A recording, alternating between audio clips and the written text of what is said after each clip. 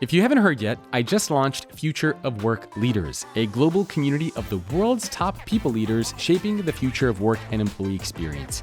If you are interested in learning more and requesting an invite, and if you are a chief human or chief people officer, then head on over to futureofworkleaders.com. Again, that is futureofworkleaders.com.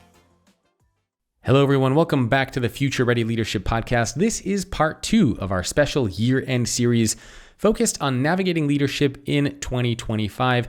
And today we're going to be diving into the essential skills that leaders must cultivate to thrive in the evolving landscape of the future workplace.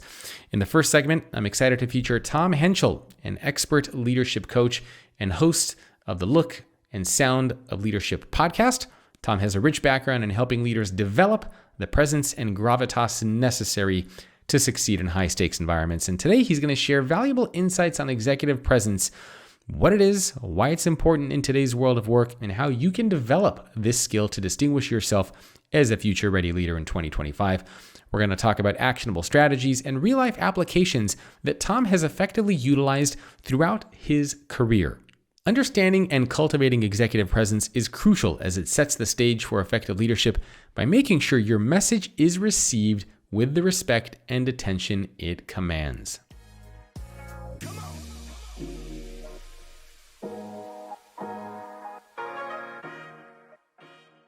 What is executive presence? Because you do a lot of coaching on that. So what is it and why do you think it's so important for our leaders today? Boy, what is it? Listen, I'm going to guess you have opinions about this too. I'm going to guess every one of your listeners has an opinion about what executive presence is, right? And one of the things that I've found is it is not uniform. Mm-hmm. So, I mean, picture this. This happened to me one day. I'm based in Los Angeles, so I coach at a lot of the movie studios just because that's one of the big businesses here. So one morning I'm at Warner Brothers coaching this guy. But Warner Brothers, he's a senior executive, but he deals with creatives all day long, right? It's a creative community at Warner Brothers. I go from there, and after lunch, I'm down at this financial capital group that has, $1 billion in assets. Those executive presence in those two places felt really different. And they were both effective in their places, but they were really different. Do you have that sense where executive presence isn't kind of... I've been talking to people about executive presence for as long as I've been coaching. Yeah. And I think of it as having two different kind of pieces to it, one of which is behavioral, and the other which we might call, attitude or kind of your wiring. And you talked about confidence. Actually, you used the words command the room. So can I point you to a study that I found really, really interesting about executive presence? Of course. So there used to be this group called the Center for Talent Innovation. They've renamed themselves now to CoQual.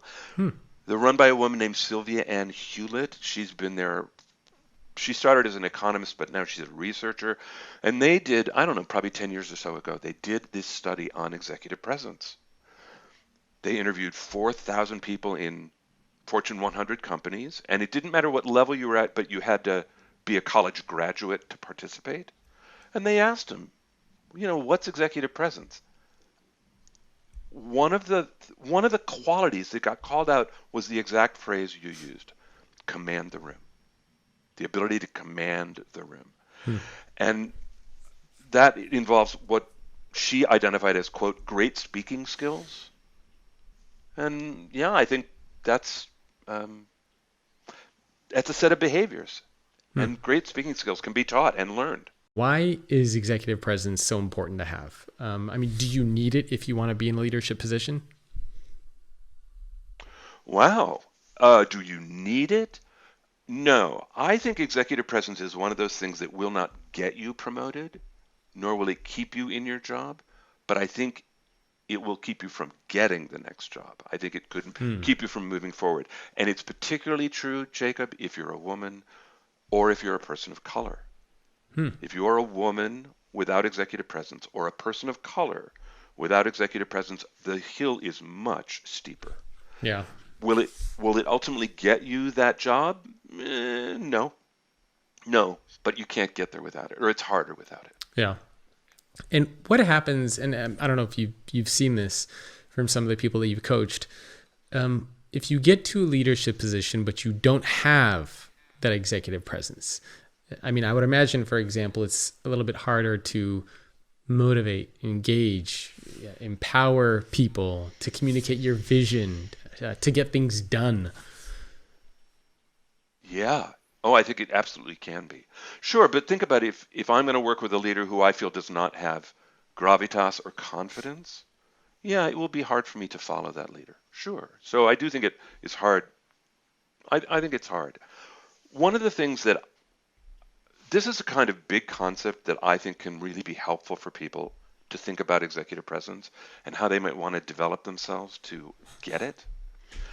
To think about the fact that you won't always know what's working for you. You are going to need feedback. It's going to be a requirement for you to get feedback. But then I go, think about all the things that are required in actually getting good feedback over time, which, by the way, may mean years. You need to be non-defensive, which means you need to have some confidence. You need to be able to be a good listener, which means you have to have great speaking skills. I mean, the act of committing to getting really good feedback over a long period of time is, I think, in itself, the development of executive presence. Yeah, and feedback is not something that everybody's comfortable with either. No kidding, right? It's hard. I mean, Yeah. listen, as an actor, I got feedback publicly, and that was a challenge for me. But what's been really interesting is for me as an executive coach is delivering feedback, Jacob, and watching different people's capacity to take it in. Do you think a lot of leaders struggle with executive presence? Struggle? No. It is what I coach on. Mm-hmm. I think people work to develop it. Struggle? I don't know. Or they don't have it, maybe? Well, certainly, I think, again, if executive presence is multifaceted, then, I think it is inevitable that you as a leader will be missing some part of it. You'll be stronger in others and need development in some. So can I tell you a story about a guy? Yes. Stories I love. Okay, so this guy is leading an enormous business at a chip manufacturer. These people create certain chips that go in. They're in your home, I promise. They are in your phone, I promise. I mean, this guy leads a great big business, but he got there because he's really technical. And he can think at a very high level about the technology, but he is now running a huge business for this company. And the board of directors wants to hear from him at every board meeting. And he's having trouble communicating at the right level for the board. That's a executive presence problem. Right? He can't get the right altitude for his audience. And I think it's hard. I think the whole concept of altitude it can be a struggle for certain leaders. And it's a challenge for this guy. It's really interesting to watch him learn it. He's getting there. It's hard. So when you say altitude, what does that actually mean? It's about where you think about the work. So can I give you an analogy? Yes. This is one that I think we all now know, which is think about looking at your property on a map on your phone. And you can zoom in and you can see the cars parked on the street, right? You can see the walkway that leads up to your house. That's, I think, the altitude, quote unquote, that most of us do our work at. Right? We're doing the work every day. And so when someone says, how's your work going? What you want to talk about is the walkway and the car and the sidewalk, because that's kind of what you're thinking about. Your boss does not care about that stuff. That's the beginning of altitude, right? So your boss is now seeing kind of thoroughfares. Great. But that person's boss is seeing arteries and landscape and how counties connect, right? It's hard, I think, for the person who's been working on the driveway to think up at kind of county level altitude. It's a challenge for people to think up, but I do think it gives you executive presence. I think it's great to try and think at your boss's level about your own work. Try and think of your boss's level about your own work. Are there any leaders or personalities out there that you think have a great executive presence that maybe those listening or watching might be familiar with?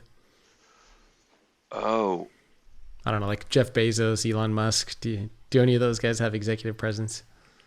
Sure. Yeah, they do. And look, one of the things that I love about it is they are all different. I mean, if you look from Elon Musk to Tim Cook, like really?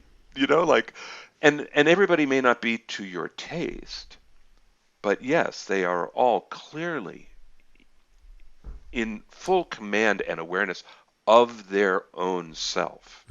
They are putting forward a very intentional persona. At that level, again, anybody who's been doing earning calls for that long has to learn how to do them in an effective way, right? That you can't just, you have to say the script, but you have to read the script well. And to be honest, Jacob, that is a really hard skill. I mean, look, that's what people win Academy Awards for, right? Yeah. It is hard, but it means that you get trained, you learn to manage yourself, you learn to be self-aware, you learn to do things differently, you get very conscious of what you're doing and not self-conscious. You build it as a muscle and as a skill.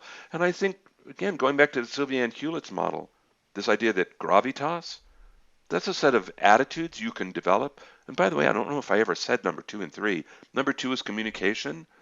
It's all those great speaking skills. That's all just behavior, right? Yeah. So, yeah, I think they all have it in their own way. And I don't know if that was helpful. I was not trying to avoid. No, it was. And what was number 3? So gravitas, communication, and the third one is? Appearance, Okay. which is a teeny little sliver. And this is, again, one of those where appearance by itself isn't going to get you the job, but if you don't have it, you cannot have executive presence.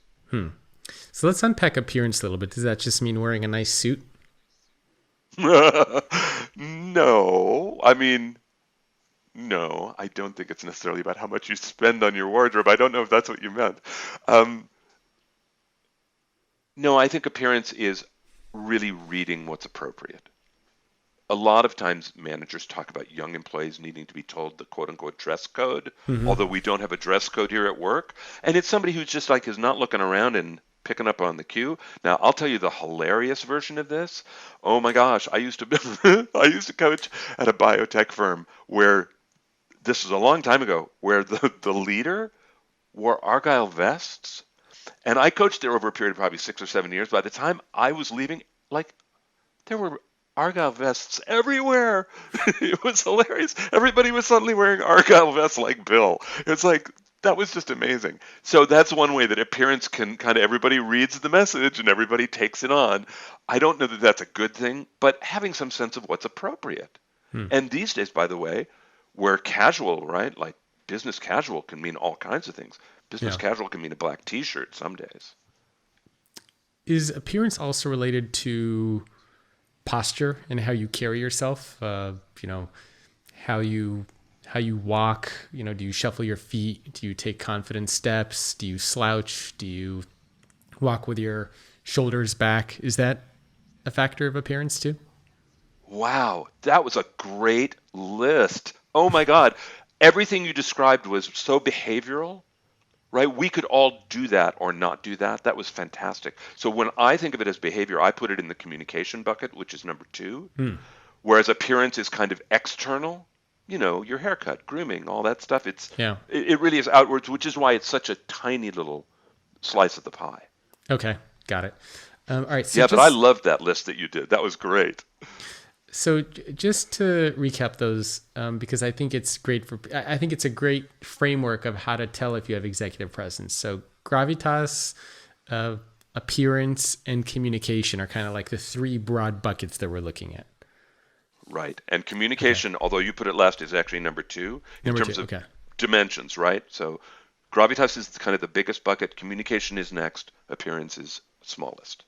And I think communication and appearance people can understand, right? I mean, you can tell if somebody's a great communicator. You can look at someone's appearance.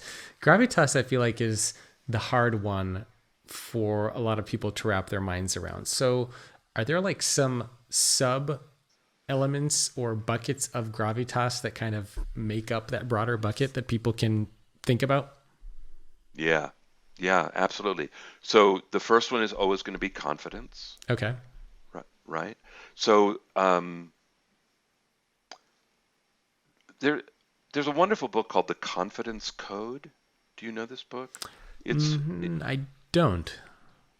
it's written by two women journalists who were having very successful careers a- and yet were having struggles with confidence. And they were like, they went on a journalistic journey, exploration to find out what the hell. Like, why were they having this experience? And they found all this social research that was like, yes, women actually have a different experience of confidence than men. And one of the things they found was this thing called NAT, negative automatic thoughts, that women have. But I don't think it's only women. I think many of us have self-talk that is not helpful. And they talked about in the book, in the Confidence Code, which I think is it's a fun read and it's really helpful. It's got a lot of good tools in it, and it's written for women, so it's great. But this idea of negative automatic thoughts and being able to recognize them and talk back to them and manage them, I think until you can do that, gravitas will be hard and confidence will be hard. Yeah. So that's one of the things that I think people can really start to listen for is when that voice goes, that wasn't very good, or you shouldn't be up there, or they don't really want to hear from you. Yeah. Or, oh, can I do a quick exercise with your listeners and you? Sure. Ooh, okay, cool. So this is a thought exercise. So I'm guessing, Jacob, I am guessing that you used to stand in front of rooms, maybe on a platform, and speak to a whole lot of people all at once. Am I right? Back in the day when we could travel. Right? Okay. So picture yourself on a stage, and it's a big event for you. Whatever, the stakes are high. You really want to do well this day, and you're like, I don't know, 7 minutes into your 60 minutes, and some woman in the front row leans under her chair. You cannot not see this, right? She leans under her chair. She gets her purse, slings it over her shoulder, stands up, turns and walks up the center aisle and straight out the room while you're on stage speaking. Yeah.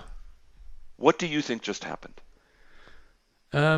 Honestly, I've had that happen a lot actually, because because I mean, some of the events, and I've even been that person too, right? I mean, some of the events I've spoken at, there's thousands of people in there, and it's bound to happen that somebody's going to need a call, somebody's going to need to go to the restroom, somebody needs to leave to go to a meeting, somebody's had an emergency. So the larger the venue, the more people I think you see moving around. And sometimes I've been that person too, right? I mean, you go listen to a keynote and maybe it doesn't resonate with you. Maybe you need to leave. Maybe you want to get a coffee. I don't know. You're thirsty. Who knows? And and you leave because a lot of these sessions, I'm up there talking for an hour. Right. And I've definitely had this happen. I think everybody's had this happen. And for me, I think I just see the person, but I don't take it personally. I just say, in my mind, I'm just thinking like somebody's got to go, and that's Great. it. Because I mean, I think if you're up on a stage thinking like, oh, it must have been something I said, maybe I didn't do something right, it's going to derail your talk. And you know that, Jacob. Can't go down that path. Well, it's really detrimental if you do. But Jacob, I don't know if you know, many more people say that story than your story. I've been asking groups this question for years, and many more people say, she hated me. She couldn't stand being in the room with me. I mean, they do. They say that out loud. Yeah. Now, you and I know that that's not helpful to take it personally. No. It's too distracting. And by the way, it's probably not true anyway. But here's my point. Gravitas, confidence, negative automatic thought, that's a negative automatic thought, because whatever your audience thought, right? We don't know how your audience is calibrated, how your listeners are calibrated, but it's like, many people have that automatic negative thought. Yeah. And I think the context is important because, I mean, I've even been in a situation before where I gave a talk, I think this was a few years ago, it was like to 3,000 people. And then after the session, the company sent me feedback from the speech that I gave, where they collected survey respondents and whatever they do. Yeah. And they sent me feedback, and they're like, "Oh, Jacob, you got terrible reviews. I think out of the score of 5, I got back like a 2.8 or a 3, something like not great." And I said, wow, that's really shocking, because a lot of people came up to me after my session and told me how much they enjoyed it. So I said, can you send me the feedback form? Like, I want to see the responses. I want to see what people actually wrote, why they gave me negative reviews. So they sent me over the form, and immediately when they sent it over, there were a couple of red flags that popped out. So first, from the 2,500 people who watched, I think only like 50 or 60 people filled out any kind of feedback form. Okay. And then I started to read through the feedback form. Somebody said it was too dark in the room. Somebody said they were upset because they didn't get a break between one session and the next. Somebody said they weren't happy with the food. Somebody said and so the point is that a lot of the feedback that was negative had nothing to do with me. People were just unhappy at the situation or the circumstance or about something else, and it had nothing to do with me as a speaker at the event. And I always remember that story because I think context is so important, not just bad feedback or somebody walked out, but it's really important to understand why.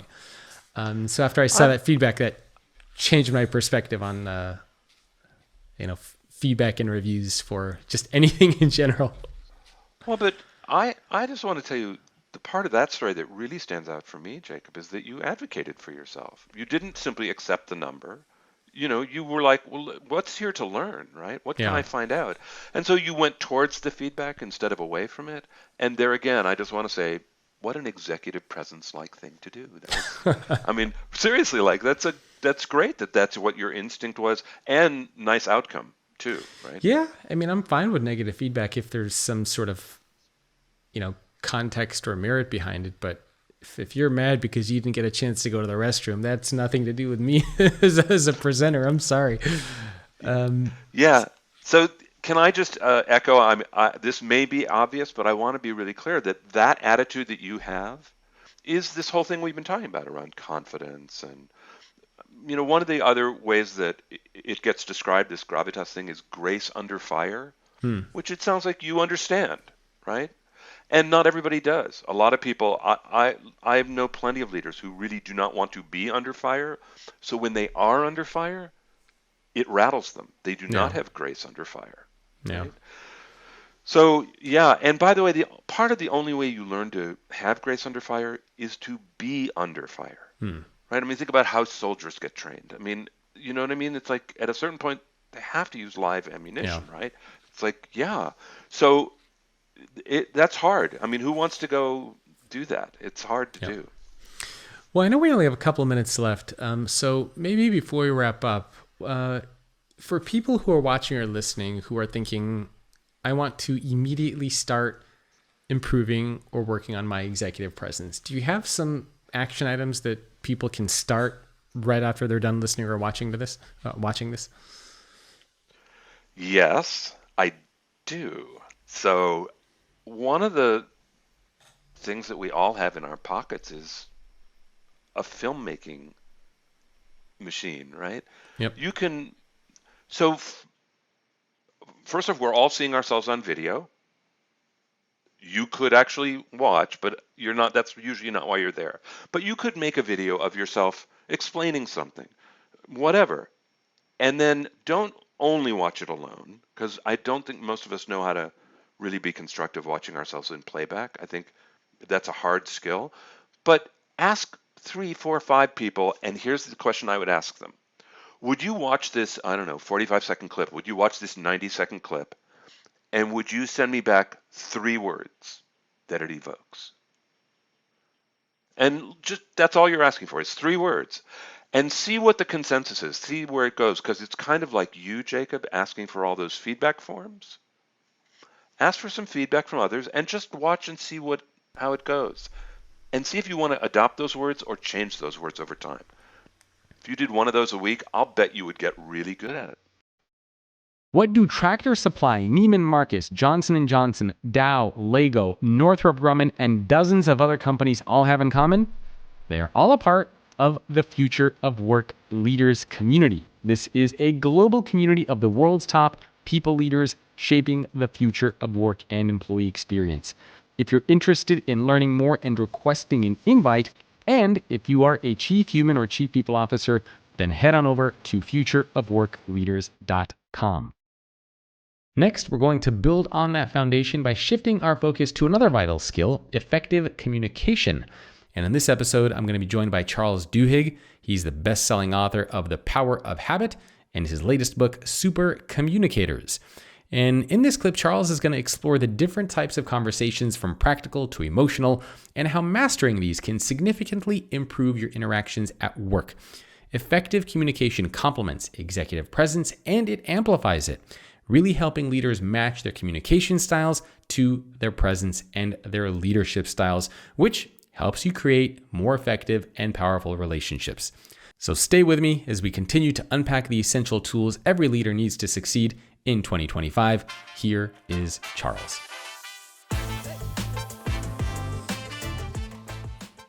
When you talk about communication, obviously there's a lot of aspects of communication, right? There's the words, there's your body language, there's your tone, there's, are you asking follow-up conversations? So what are the different elements that go into this aspect of being a super communicator, and what is a super communicator?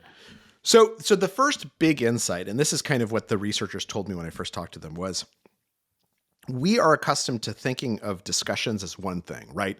We're talking about where to go to dinner, where to go on vacation next year, or I'm trying to tell you a story about my boss, or we're trying to figure out why Jimmy keeps on getting bad grades. But the truth of the matter is that every single discussion is made up of multiple different kinds of conversations. And oftentimes, most of these conversations, they fit into one of three big buckets. There are these practical conversations where our goal is really to figure out what we want to talk about and then to solve a problem or to come up with a plan or to just kind of figure out like what's the next step. But then there are other kinds of conversations where I might bring up something about emotions, and my goal is not to have you fix my problem. My goal is to have you just acknowledge my problem or acknowledge how I'm feeling or share how you're feeling, right? That's These are a common emotional one conversations. with my wife, right? Where she will share something and I feel like I have the solution and the answer to fix it. Exactly. And she'll say, exactly. I don't need you to fix it. I just need you to hear what I'm saying. So That's exactly I'm right. working on that one. So she's having an emotional conversation and you're having a practical conversation. Yeah. Right? And there's this third kind of conversation known as the social conversation, which is about how we interact with each other and how we interact with the world and the world sees us. And what researchers have discovered is that most miscommunication occurs because we're having different kinds of conversations. So when you talk to your wife and you try to solve her problem, she's having an emotional conversation with you. She wants you to hear how she feels. You're in a practical mindset. You try and solve her problem. Neither of you guys are really hearing each other. Or when I came home from work and I was upset about my boss, I was in an emotional conversation and my wife responded with a practical conversation. And that mismatch meant that we couldn't really communicate with each other. We couldn't connect. So within psychology, there's this thing known as the matching principle, which says that in order to have connection occur, in order to communicate fully, you need to be having the same kind of conversation at the same moment, either practical, emotional, or social. And you need to match each other. You need to match the other person and invite them to match you. And if you do that, and this is what super communicators do consistently, because we're all super communicators at one time or another, but people who are consistently super communicators, they've learned this instinct to look for what kind of conversation is happening and then match the other person. Can you give me maybe an example of how this might manifest in kind of in a workplace setting? Absolutely. And I think anyone who's listening knows that the conversations you have with your spouse are not so different from the conversations you have with your There's a lot of similarities, colleagues, yes. Right? Yeah. So there was this big experiment that was done, or a kind of cool experiment that was done, where these researchers went into an investment bank. And this bank was like, it was like the most cutthroat place on earth, right? People inside the bank were competing with each other for deals. They were competing for bonuses. It was not untypical for literally half of the meetings in this bank to end in screaming matches. And Sounds people like a great place to work. Yeah. I mean, they made a lot of money, so I guess they could put up with it. So these researchers come in and they're like, look, okay, we're going to try something. What we want you to do is, they said this to everyone in the firm, before every meeting, before you walk into the room, we want you to sit down or just pull out a note card or a scrap of paper and just jot down two things. Write one sentence with two things in it. Just say, what's your goal for this meeting? And what kind of mood do you hope that the meeting will have? Okay. And when they looked at people, people wrote down stuff like, the goal for this is for all of us to like agree on a budget for next year. And I want everyone to feel like they've been heard, like they've had a voice in this, so they all buy in. Or they would say things like, I'm going to go talk to Maria and ask her if she wants to come on vacation with me, but I want to make it easy for her to say no. I don't want it to feel like it's like a big like pressure situation. So everyone writes these down, then they stick them in their back pocket. Most people don't share with anyone else what they've written down. Sometimes they start the meeting by saying, here's my goal and here's the mood, but most people don't. And they found that conflicts inside the firm went down 80%. Literally people were fighting 80% less with each other. Not because they all of a sudden agreed with each other, not because they stopped competing. All of those dynamics were still there. People still walked away feeling like that other guy's a jerk. But because they knew what their goal was, what they hoped to achieve in the conversation, and by writing down the mood, they knew what kind of conversation they wanted to have. It gave everyone a lot of clarity about how to have this conversation in a productive way. Because the truth of the matter is, when we are screaming at each other, we are not communicating.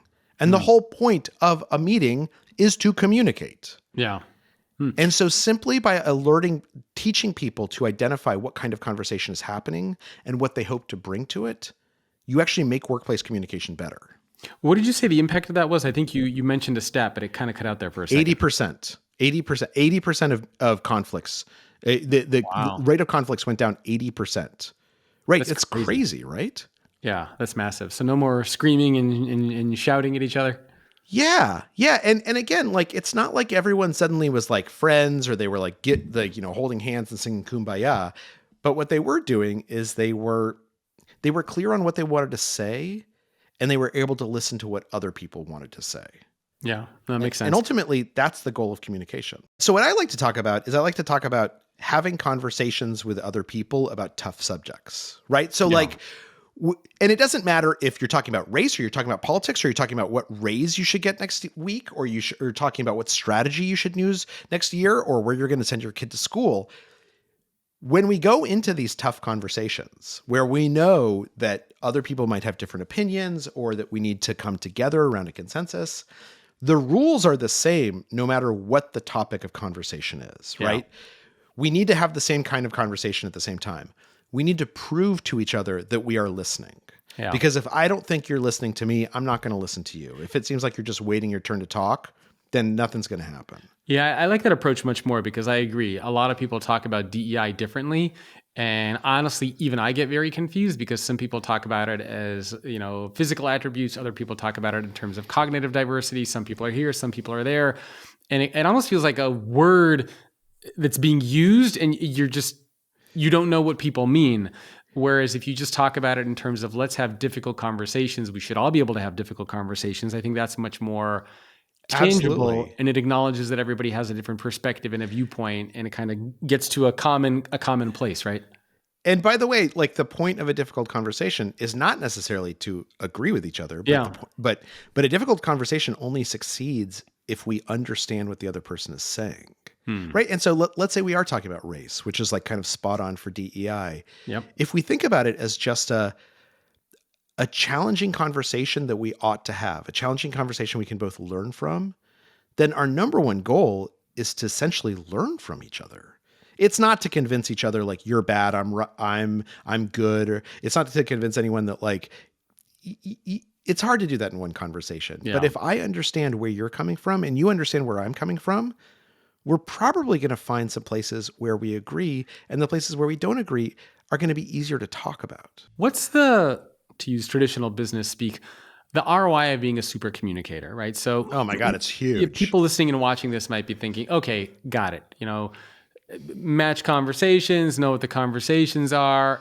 Why do I need to do this? Am I not going to be a leader if I don't do this? Am I not going to be as successful? Am I not going to be? You probably won't be a leader, right? Being a leader is all about communication. But it's a good question. And what I would answer is this.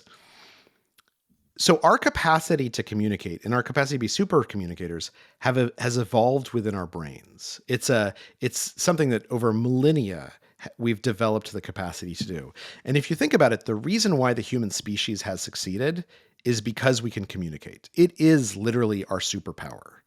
Every other species cannot communicate as effectively as we can. And because we can build societies, we can share ideas. If I invent fire or a new video game, I can explain to you how to invent fire, how to create fire or a new video game.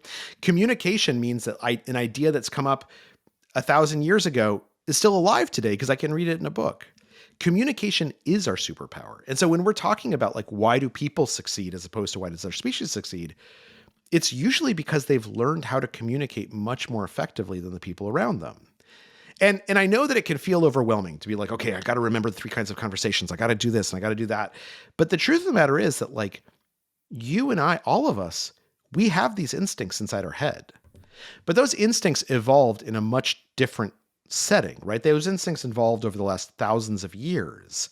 And we've been talking for a millennia. We've been writing each other letters that we kind of edit and perfect for 2,000, at least 2,000 years, if not longer. But we've only been talking on the internet since 1982. And we've only been texting each other since really like 1999, right? So one of the things that the book tries to do, that Super Communicators tries to do, is it tries to show you how to understand what's going on so that you can unlock your instincts. You can let your instincts so that you don't have to think as much about communicating because you have these hardwired instincts in your brain. And part of it is just understanding how to let them free in today's world. Is there any relationship there as far as being a super communicator in person versus being a super communicator virtually? Well, there's a difference in how you should think about it, right? And so you're exactly right. In fact, one of the chapters in the book is all about non-linguistic communication, how we use our bodies and our expressions and noises we might make, like, that's interesting, things like that, what are known as back channeling. And in fact, it's about NASA and how NASA basically learned to use this to figure out who would be good astronauts and who would not be good astronauts. And what's interesting about it is that once you learn to draw your attention to it, you can do it in any format, right? So you're exactly right that if we were together, I would be picking up on some information from you based on your where you're looking, right? Like where you're putting your eyes, how you're moving your hands, because I can't really see your hands. But because I don't have access to that, instead I can focus more on your tone of voice, on the words you're choosing. I can see your face. Oftentimes when the digital communication starts falling apart, it's because we're doing it so fast that we're not thinking anymore. So if you think about it, like there's nothing inherently wrong with sending emails. The problem is that nowadays, remember when email first came out and like people would actually write each other formal letters on email? Yeah. And now it's like, I email my kids and they're like, okay, bye, right? Like, or it's like, whatever, that's dumb, right? That like we use email as this way to kind of shout at each other. And texting is even worse. In texting, it's like, okay, see you ate, like emoji. Yeah, you get an emoji now. You're lucky if you can get a word. You have no idea, right? You have no idea what it means. And I think what's actually happening there is just, it's not that the format is bad. It's not that the channel is corrupt. It's that it allows us to think less. And these lessons that are very intuitive when it comes to speaking to someone face to face, or very intuitive when I can see you, or very intuitive when I'm writing you a letter, like, sitting down and actually editing myself and writing. Those lessons have kind of disappeared when it comes to digital. And all that we need to do is just kind of remind us of them. And in fact, there's this whole guide in there there's these fascinating studies about what to do online. And it's really simple. Like literally, there was this one study looking at Wikipedia that found in almost any conversation where people disagree with each other or fighting, if one person starts saying please and thank you, the amount of conflict goes down by almost half. Wow. Because when you think about it, like if somebody says please or thank you, I mean, as long as they're not like being a jerk about it, right? But like if they're genuinely saying please or thank you, it establishes a norm. And when they don't say please or thank you, when they're like, you're a jerk, that establishes a norm as well. What does happen in that situation then? Because, for example, I talked to a lot of people who ended up, who worked for Jack Welch back in the day. And Jack Welch, Steve Ballmer, there were a lot of those types of leaders who would scream, who would yell, they would throw things at you.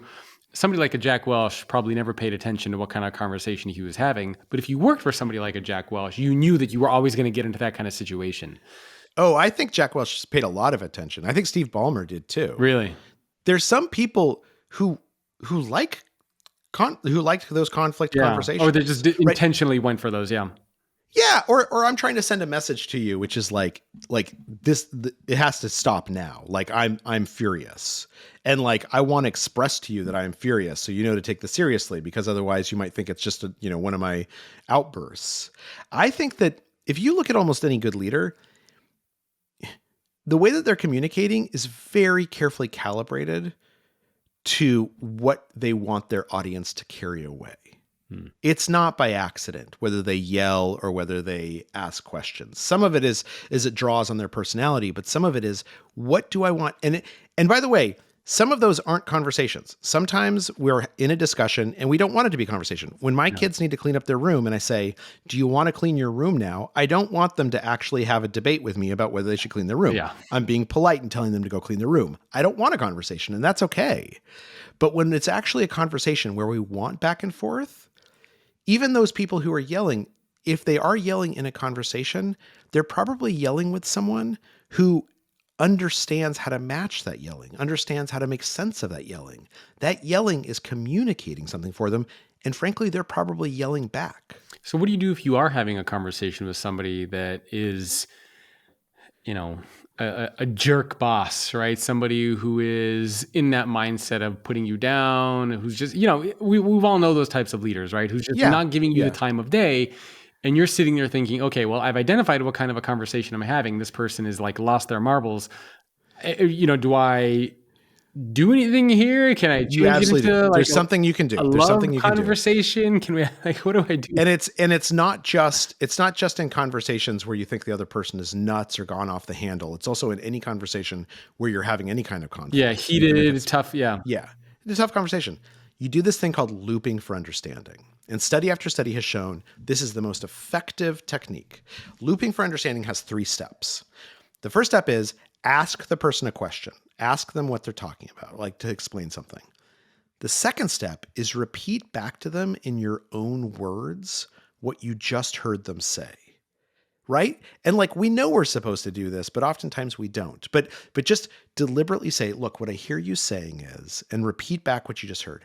And then number 3, and this is the third step that most people actually overlook, ask them if you got it right. Because what's going to happen when you ask them if you got it right is one of 2 things. Either they're going to tell you no, and you're going to realize, actually, I don't understand what this person is saying. That's why they're so upset, is because I'm not understanding what they're trying to communicate to me. Or number 2, they're going to say, yes, you got it right. And now they know you are listening to them. You have proved that you are listening to them. You're using looping for understanding to show that you want to understand. And there again, this is hardwired into our brain. When we believe someone is listening to us and wants to understand us, it's almost impossible not to listen back. Can you go over those 3 steps one more time? Sure. Ask a question. Okay. So let's say I don't know. Let's say you work for me. You come into the office and I'm enraged. You did something like, Charles, I can't believe you did this. What the hell's the matter with you? You really let me down. Blah blah blah blah blah. So Jacob, I hear that you're upset. Can I just ask you one quick question, which is, like, what do you wish I had done differently? Like, just tell me what you think I should have done differently. Okay. Okay.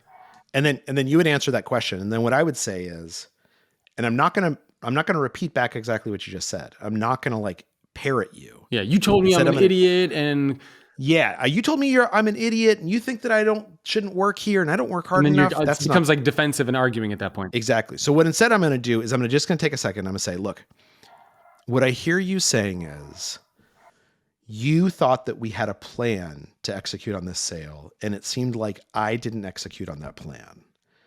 And I think part of that might have been that I didn't understand the plan, but I want to make sure I understand what you're saying.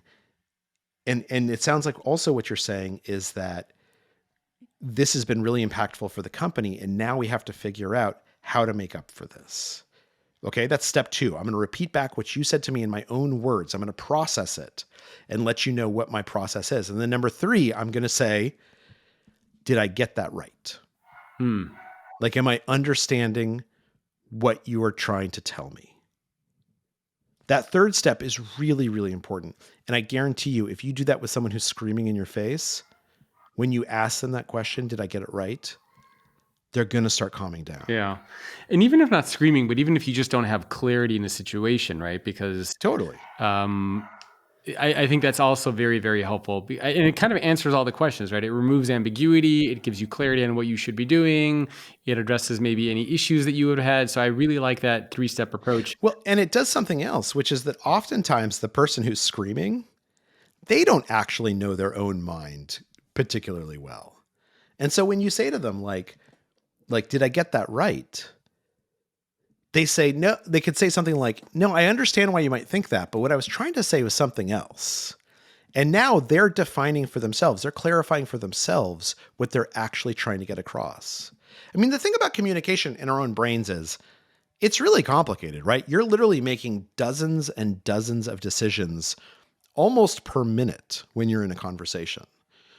And so it's a hard activity, even though it's something we do every single day. And sometimes we go into a conversation and we don't know what we want to say or how we feel or what we're thinking. And the goal of the conversation is not only to understand the other person, it's to understand ourselves. Yeah. And that's, I guess, one of the premises of the book is to have what you talk about as far as learning conversations. Yeah. And I guess that's a simple way to think about it, right? Even if it's a casual, friendly conversation, is just to kind of take a step back and say, what did I learn about the situation, the person, myself, the conversation? What did I, pick up? Even if it's something small, right? Yeah. Or even just to set it as a goal. Yeah. Oftentimes we go into a conversation and we think of our goal as something like, I want to convince them that I'm right, or I want them to admit that they're wrong, or I want them to agree with my plan. And those are okay goals, but those should be secondary goals because they're very difficult to do unless your first goal is to say, I want to go into this conversation. I want to listen to the other person and understand where they're coming from. And I want to inspire them to listen to me. If your first goal is to have a listening conversation where you are both trying to understand each other, not change each other's minds, not bully each other, not even persuade each other, but just to listen and understand, once you achieve that understanding, all those other things, the convincing, the persuasion, the plan getting, all of that's going to be easier. As we wrap up this episode, I hope the insights on executive presence and effective communication have prepared you for the leadership challenges of 2025. These skills are vital. They help us in our teams. They help us in our personal lives. They help us navigate an evolving workplace. As we approach the new year, I extend my best wishes for all of you. May you lead with confidence and impact. I hope you have a wonderful, wonderful new year, an amazing start to 2025. And don't forget to join us for our next episode, where we'll continue to explore skills that empower future-ready leaders. Thank you for tuning in, and as always, be future ready.